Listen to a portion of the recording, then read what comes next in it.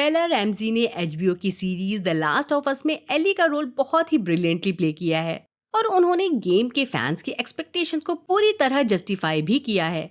उनके कैरेक्टर में जो इमोशंस और स्ट्रेंथ है वो स्टोरी को एक अलग ही लेवल पर ले जाते हैं। सीजन फिनाले के बाद सबके दिमाग में ये सवाल जरूर आया, अगर एली के पास चॉइस होती तो क्या वो डॉक्टर को अपनी सर्जरी करने देती, ये जानने के बावजूद कि इसके बाद उसकी मौत पक्की है। पहले तो ये समझने की कोशिश करते हैं कि एली को कॉर्डिसेप्स ब्रेन इन्फेक्शन से इम्यूनिटी कैसे मिली। एली का इम्यून होना उसके कैरेक्टर को और भी इंटरेस्टिंग बनाता है और ये इम्यूनिटी उसकी खासियत है जो उसे गेम और शो में स्पेशल बनाता है।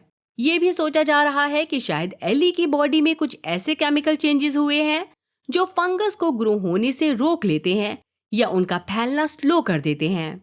लेकिन अगर उसे ये चॉइस मिलती तो क्या वो अपनी जान देकर ह्यूमैनिटी के लिए सैक्रिफाइस करती? एली अपने रिश्तों और अपने पर्पस को लेकर काफी फोकस्ड है। वो ह्यूमैनिटी के लिए एक होप बन सकती थी, लेकिन उसमें उसका अपना नजरिया और जीने की चाह भी है।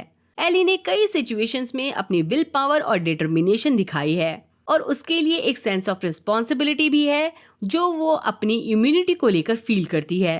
अगर वो अपनी मर्जी से डिसाइड कर पाती तो हो सकता है वो सैक्रिफाइस करने के डिसीजन पर पहुंचती, लेकिन इसमें उसका इमोशनल स्ट्रगल भी जरूर होता। ये सवाल हमेशा जहन में रह जाता है कि उसके कैरेक्टर के इमोशनल और साइकोलॉजिकल डेप्थ की वजह से वो क्या फाइनल डिसीजन लेती। एली की यही कश्मकश उसके कैरेक्टर को इतना कॉम्प्लेक्स और व्यूअर्स के लिए इंगेजिंग बनाता है और यही क्वेश्चन हर फैन के दिमाग में हमेशा रहेगा। द लास्ट ऑफ अस के लास्ट एपिसोड में हमें एली की मॉम एना की इमोशनल बैक स्टोरी दिखाई गई थी। एना जो प्रेग्नेंट थी और उसकी डिलीवरी होने वाली थी, एक इन्फेक्टेड से बचने की कोशिश कर रही थी। वो भागते हुए एक घर में छुप गई, लेकिन जैसे ही उसने सोचा कि अब वो सेफ है, एक इन्फेक्टेड ने उस पर अटैक कर दिया। बहुत ही थकी हुई होने के बावजूद एना ने हिम्मत नहीं हारी और अपने स्विच ब्लेड से उस इन्फेक्टेड को मार गिराया। पर इस फाइट के दौरान उसे काट लिया गया और कॉर्डिसेप्स इन्फेक्शन उसकी बॉडी में फैलने लगा। ये सब इतनी जल्दी हुआ कि एना को ये रियलाइज ही नहीं हुआ कि उसने अपनी बेटी एली को लड़ते लड़ते ही जन्म दे दिया। थोड़ी ही देर बाद फायरफ्लाइज की लीडर मेरलिन, जो एना की दोस्त थी, उसे ढूंढते हुए उसके घर में आई। उसने देखा कि एना को बाइट लग चुकी थी और वो इन्फेक्शन की वजह से कुछ ही वक्त में ज़ॉम्बी बनने वाली थी।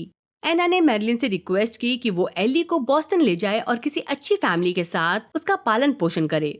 उसने मेरलिन से ये भी रिक्वेस्ट की कि वो उसे मार दे, क्योंकि वो खुद को ज़ॉम्बी बनते नहीं देखना चाहती थी।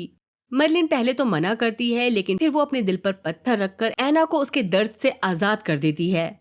उस वक्त किसी को भी ये नहीं पता था कि एली, जो अब तक एक नॉर्मल लड़की थी, उसमें एक अजीब इम्यूनिटी डेवलप हो गई थी कॉर्डिसेप्स इन्फेक्शन के खिलाफ। मेरलिन ने एली को फेडरल स्कूल ट्रेनिंग में दाखिल कराया, जहां उसकी दोस्ती रिले से हुई। कुछ साल बाद एली और रिले ने एक खाली मॉल में घुसने का फैसला किया, जहां उन दोनों को एक इन्फेक्टेड ने काट लिया। वक्त के साथ दोनों ने ये सोचा कि वो अपने आखिरी पल एक साथ गुजारेंगी, जब तक वो पूरी तरह ज़ॉम्बीज में न बदल जाएं। लेकिन उस दिन कुछ अजीब हुआ जिसने एली की जिंदगी को हमेशा के लिए बदल दिया। एली की बॉडी में इन्फेक्शन का असर नहीं हुआ और किसी तरह उसके इम्यून सिस्टम ने इन्फेक्शन से फाइट किया। पर रिले, जो इन्फेक्टेड थी, उसका इन्फेक्शन बहुत तेजी से फैल गया और एली को अपनी बेस्ट फ्रेंड को मारना पड़ा। ये एक ऐसा ट्रॉमा था जो एली के दिल पर हमेशा के लिए छा गया। ये बात सच में डॉक्टर्स के लिए भी हैरत अंगेज थी कि एली का इम्यून रिस्पॉन्स, जो अभी तक अनडेवलप्ड था और अपनी माँ पर डिपेंड था, कैसे फंगस के इन्फेक्शन के अगेंस्ट अपने को बचा पाया, जबकि उसकी माँ खुद उस इन्फेक्शन से नहीं बच पाई थी। एक थियरी ये हो सकती है कि एना ने अपने नेवल कोड के जरिए कुछ लाइफ सेविंग एंटीबॉडीज एली को ट्रांसफर की होंगी, जो उसकी माँ को तो नहीं बचा पाई, लेकिन एली के लिए काफी काम आई। आमतौर पर एक न्यूबॉर्न इन्फेक्शन से अनसेफ होता है, लेकिन एली के केस में कुछ अलग ही हो गया। डॉक्टर्स का ये मानना था कि कॉर्डिसेप्स फंगस एली में शुरू से ही ग्रो हो रहा था और उसने एक ऐसा केमिकल मैसेंजर रिलीज किया जिससे फंगस को ये लगा कि वो भी उन्हीं के जैसी है। इसके लिए कोई क्लियर साइंटिफिक एक्सप्लेनेशन नहीं है कि ये सब सिर्फ एली के साथ ही क्यों हुआ और किसी और के साथ क्यों नहीं। इसके लिए हम इसे एक मिरेकल कहते हैं। शायद एली की माँ के अपने बच्चे को बचाने की विल पावर ने कुछ ऐसे बायोलॉजिकल चेंजेस किए जो उसके न्यूबॉर्न के लिए फायदेमंद साबित हुए। जैसे माँ की हेल्थ उसके बच्चे पर असर डालती है, वैसे उसमें भी ये चेंजेस हो सकते थे। एली को चूजन वन बनाया गया और कॉर्डिसेप्स इन्फेक्शन का इलाज ढूंढना और ह्यूमैनिटी को बचाना उसकी जिंदगी का मकसद बन गया। एली का कैरेक्टर एक क्यूरियस और जिद्दी लड़की का था जो हर चीज समझना चाहती थी, जो भी बॉस्टन क्वारंटीन जोन के बाहर हो रहा था। जैसे जैसे स्टोरी आगे बढ़ी, ये समझ आया कि वो वायलेंस में भी एक अजीब सा प्लेजर पाती है। जब उसने लोगों को मार दिया या उन्हें मारते हुए देखा तो उसने कोई ज्यादा ट्रॉमा फील नहीं किया। उल्टा उसकी आंखों में एक ऐसी चमक थी जैसे वो इंसानी बिहेवियर को अंधेरे में ढूंढ रही हो। एली ने जॉयल पर पूरा भरोसा किया, इवन तो वो बार बार उससे कह रहा था कि वो बस एक सामान है जिसे फायरफ्लाइज के लैब तक पहुंचाना है। एली की लाइफ ऐसी थी कि जॉयल ने उससे दूर रहने की कोशिश की, बट बाद में उसे एक्सेप्ट कर लिया।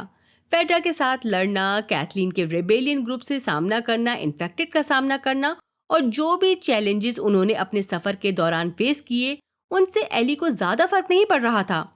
लेकिन डेविड की कम्युनिटी में जो कुछ भी हुआ, उसने एली को सच में हिला दिया।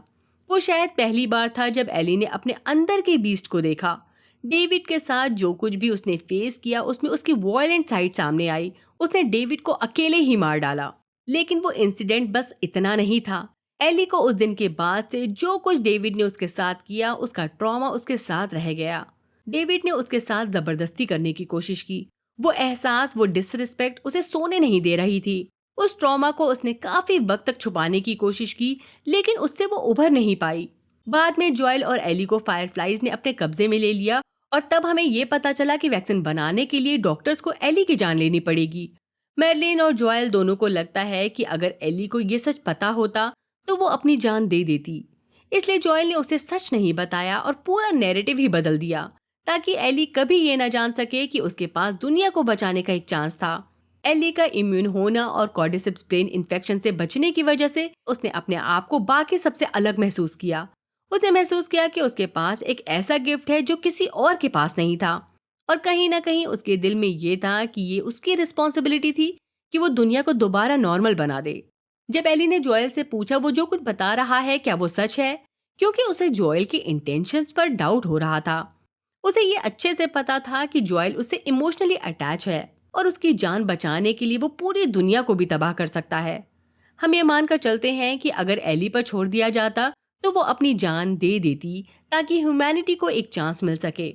ये जरूरी है कि हम समझें कि एली अपने आप को मसीहा नहीं समझती थी, लेकिन उसे ये लगता था कि वो मासूम लोगों की जान बचा सकती है। उसकी जिंदगी इलाज ढूंढने के मिशन पर थी जब से उसकी दोस्त मरी, और वो उस दिन का इंतजार कर रही थी जब वो फायरफ्लाइज के लैब तक पहुंचकर सबको अच्छी खबर दे सके। एली को लगता था कि अगर वो अपना मकसद पूरा नहीं कर पाती तो उसने जितना कुछ भी सहा उसका कोई मतलब नहीं। उसे ये महसूस हो रहा था कि जो स्ट्रगल और जर्नी उन्होंने की थी वो सब कुछ बेकार हो जाएगी अगर वो अपने गोल के इतने करीब आकर उसे छोड़ देती है। जॉयल ने एली के सामने कसम खाई कि उसने जो कुछ भी बताया सब सच था, लेकिन एली के चेहरे पर शक है जो ये दिखाता है कि उसके लिए वो कहानी थोड़ी बहुत अच्छी थी, लेकिन उसे डाइजेस्ट करना आसान नहीं। शायद द लास्ट ऑफ अस के सेकंड सीजन में एली को पता चले कि फायरफ्लाइज के बेस में क्या हुआ था और उसे बचाने में जॉयल का इरादा क्या था। तब तक एली को जो कुछ भी बताया गया था उसे उसी के साथ जीना पड़ेगा। चलिए हम भी इसी डाउट के साथ जीते हैं जब तक सीजन 2 नहीं आ जाता। बाय, अपना ख्याल रखिए।